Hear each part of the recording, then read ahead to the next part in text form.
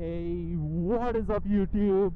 It's your boy, Moto Genesis, and welcome to another one of my videos. I know I'm not alone.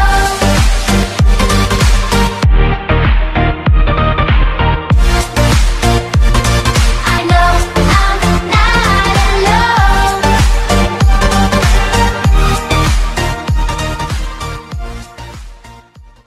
First of all, what I want to do is I want to apologize for not uploading a lot of videos recently. It's been raining and I've hacked my camera, so I was really skeptical about its performance in the rains.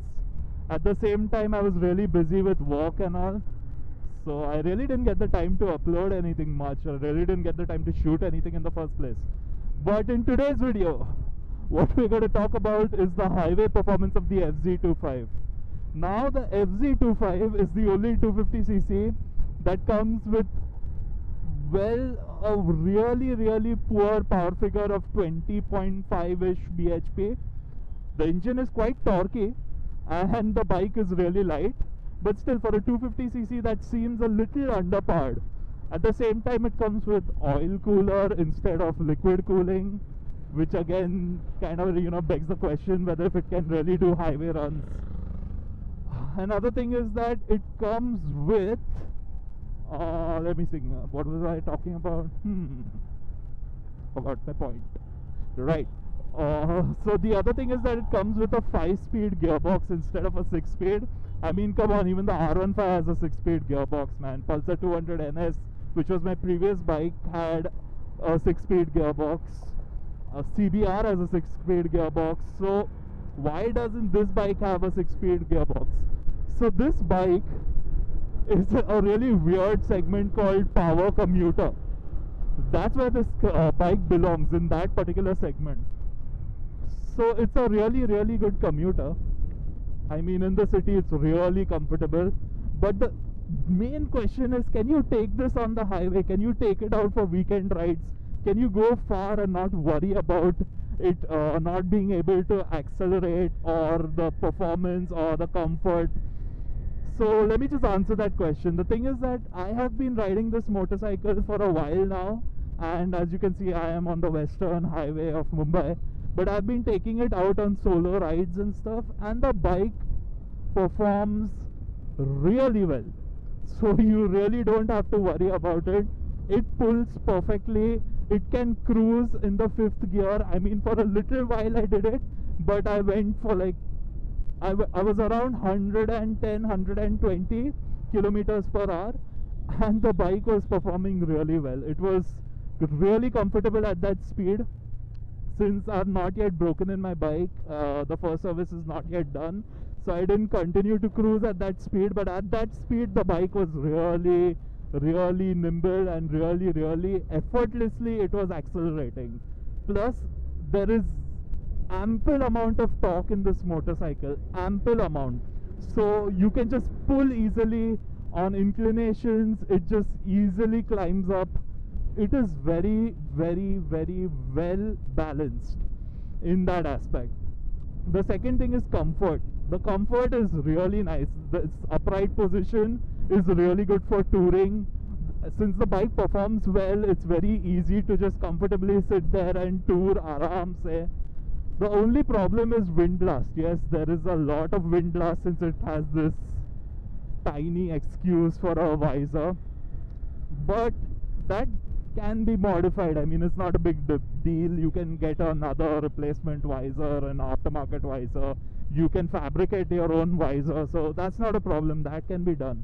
Another thing that it missed were handguards. Like, I know not a lot of you like handguards, but I love them. I have found them extremely useful in the past.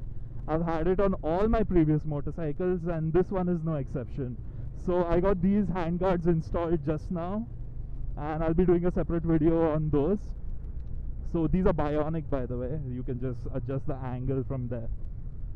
So yeah, the performance is really good. The bike pulls really nicely. Now coming to the mileage, a lot of you have been asking me what the mileage was. So I have a rough estimate as to what the mileage is. I'm yet to calculate it properly, like a precise figure. but the mileage is somewhere in the range of 35 to 40, comfortably sitting there in the range of 35 to 40. And what that means is you have a mileage of 35 or 40 per liter and a petrol tank of 14 liters. So this bike can really tour. It can really tour, and it can go pretty far. I mean, on the NS I used to really struggle because eventually the mileage became really pathetic, plus the fuel tank was only 12 liters. So I used to really struggle to tour on that motorcycle. You had to keep looking for petrol pumps, keep an eye on the fuel gauge. But on this bike I don't think that's a problem.